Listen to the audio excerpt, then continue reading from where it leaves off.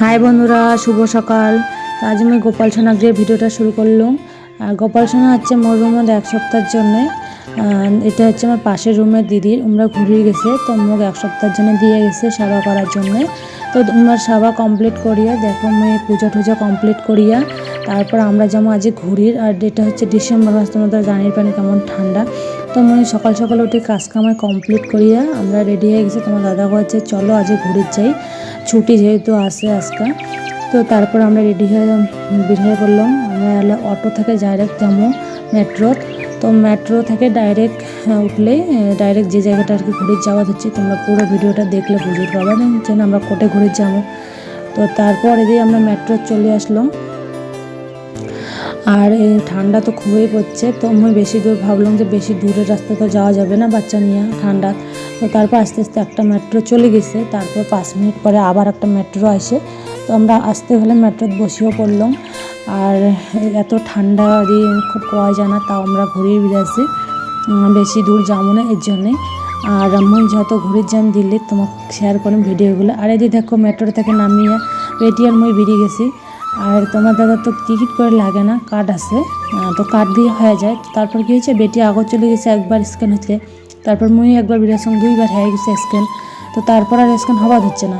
তো তারপর কাউন্টার গেল দেখাল, তারপর আমরা নিজে আসি খুলে দিল লকটা। আর এই লকটা না তোমরা মানে তাড়াতাড়ি ব্রিজ যাবেন না, আগে স্ক্যান করবেন টিকিট যদি কাটেন।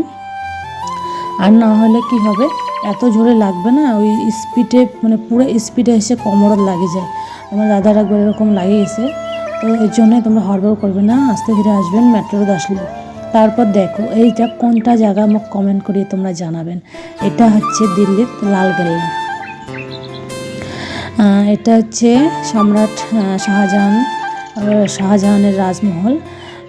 তো এটা হচ্ছে যখন সম্রাট শাহজাহান নাকি আগ্রা থেকে দিল্লি যাচ্ছে তখন এটা উনি রাজমহল বানাইছে।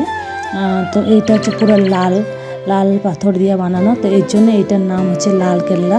আর এইটা সুরক্ষার জন্য বন্ধুরা জানেন, সাইড সাইড ছোটো ছোটো যেমন নদী হয় না, নদীর মতো করে রাখছে। ভিডিওটা মানে ভিডিও করে পাং নাই ভুলে গেছি। তো এই কাহিনিটা শোনার পরে আর কি অল্প একটু শেয়ার করলাম তোমার সাথে। এই নদীগুলোর যে মানে চারোপাশে যতটুকু 250 কিলোমিটার এরিয়া ছোটো ছোটো নদী করে লাগছে, ওইটা ছিল নাকি কুমির। ওগুলো সব সাইডে কুমির ছাড়া ছিল সুরক্ষার জন্যে, যেন কোনো ব্রিটিশ আক্রমণ করে না পায়। আর এদিকে ভিতরে এত বড় বাজার, মানে তোমরা সব কিছুই পাবেন এই জায়গায়। তোমরা হচ্ছে কাপড়, চাদর, চুড়িমালা, খাওয়া দাওয়া সব কিছুই আছে ভিতরে, কোনো অসুবিধা হবে না। আর ভিতরটা খুব সুন্দর দেখার মতো। তোমরা যদি আইসেন কোনোদিন ঘুরে যান দিল্লিতে আসলে লালকেল্লা। তো তারপর আমরা ভিতরে ঢুকে পড়লাম। আর ভিতরে তোমরা যদি কারো হিন্দি ভালো পড়ির পান তাহলে তোমার ঠিক আছে। আমরা যেহেতু নতুন নতুন দিল্লি যাচ্ছি, আমি যেমন কবার পাং বুঝির পাং, কিন্তু পড়াটা জানো না অতটা।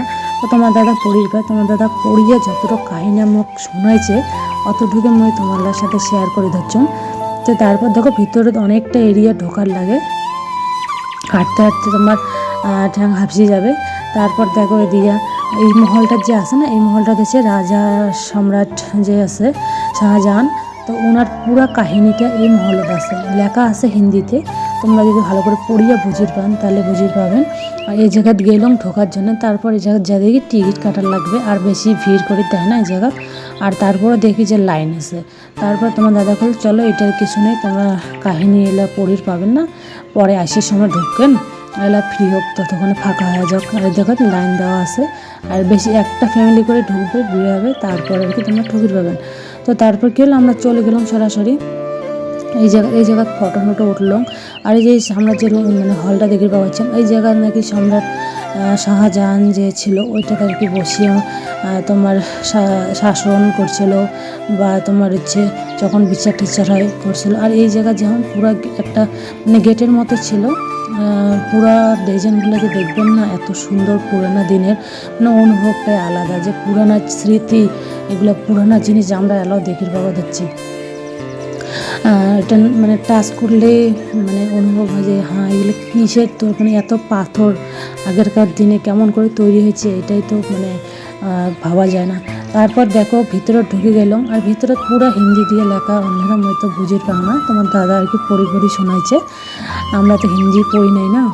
আর যতগুলো ধরো বাঙালি আসে যা হিন্দি জানে তার তো ঠিক আছে। আর আমরা যেহেতু যদি 5 বছর পর হয়তো, যেহেতু আমরা থাকবো 5 বছর পর হয়তো হিন্দি আমি অল্প হলে পড়ির পাইম, যেহেতু হিন্দি কবার পাং বুঝির পাং সব কিছুই পাং, কিন্তু পড়াটা একটু মোর সমস্যা।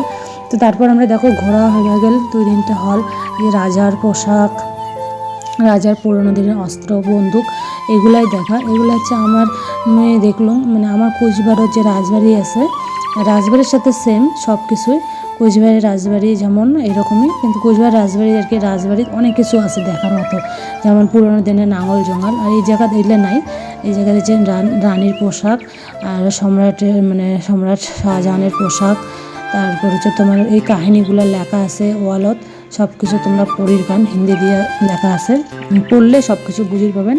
আর মোক যতটুকু তোমার দাদা বোঝাইছে আমি অতটুকু আর কি তোমাকে শেয়ার করে ধরছ, বেশিটা জানো না, তোমরা আসলে পড়লে বুঝে পাবেন। আর এইটার ভিতরে যে 250 কিলোমিটার আছে না, তোমাকে আমি ঘুরিয়েও দেখে পাইম না, আর এতটা ঘোরা আমার পক্ষে সম্ভব হয়, যেহেতু বাচ্চা নিয়ে আসছি আমরা, বেটি তো আর থাকিরে বাবা ধরছে না। তারপর আমার বাবা অল্প কোলাদ নিলে, যে জায়গাগুলো যে দেখে দিচ্ছেন আরও অনেক কটা মহল ছিল, রাসমহল, রঙ্গমহল, অনেক কিছু ছিল, আমরা অতগুলো যাইনি ওই সাইডে। আর এই যে রাজমহলটা যে আছে না, এটা সাইডটা নাকি যমুনা নদী ছিল, আর এলা নাকি যমুনাতে নাই, ওটা সাইড হয়ে গেছে। তো ওই সাইড থেকে যমুনা নদীর হাওয়া আর কি নিয়েছিল রাজমহলটা, এত সুন্দর একটা এরিয়া ছিল, পুরো ঠান্ডা হাওয়া আসছিল এই রাজমহলটা। আর এই যে দেওয়ালঘরে যে দেখে যাচ্ছে, এগুলো পুরো লাল পাথর দিয়ে তৈরি, কোনো ব্রিটিশ শত্রুরা আক্রমণ করে পাবে না শত্রু। তো এই তারপর যে এই লাল আর কি দিঘির মতো তোমরা দেখে যাচ্ছেন, তো এটা হচ্ছে আগেরকার দিনে যখন গরম ছিল, বর্ষাকাল আষাঢ় ভাদ্র মাসে এটা জল জমা হয়, আর এই জায়গাটা তোমার রাজা ঠান্ডা অনুভব করে এই মলটার ভিতরের জায়গা, কারণ সাইডটা যেহেতু ছিল যমুনা নদীর সাইড থেকে যে ঠান্ডা হাওয়াটা আসে, আর এটা যেহেতু ছিল জল, ওই জলটা ঠান্ডা হয়ে যায় পুরো মহলটায়, তো এটা থাকে আমরা ঠান্ডা অনুভব করছে নাকি।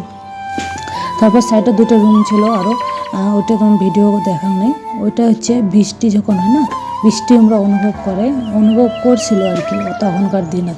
আর এই কেল্লাটার সাইডও আগত যমুনা নদীর পাশত, যে কোনো আগত রাজবাড়ি নাকি নদীর পাশত ছিল, কারণ আগত তো ধরো গাড়ি এত ছিল না, তো আমরা নাকি নদী দিয়ে যাতায়াত করছে, নদীর পাশতে নাকি বাজার মার্কেট সব কিছু আগত নাকি নদীর পাশাপাশি ছিল। তারপর দেখো বন্ধুরা, আমরা তো পুরো ঘুরিয়ে বেরিয়ে গেলাম, তখন 6টা বাজে গেছে আর কি।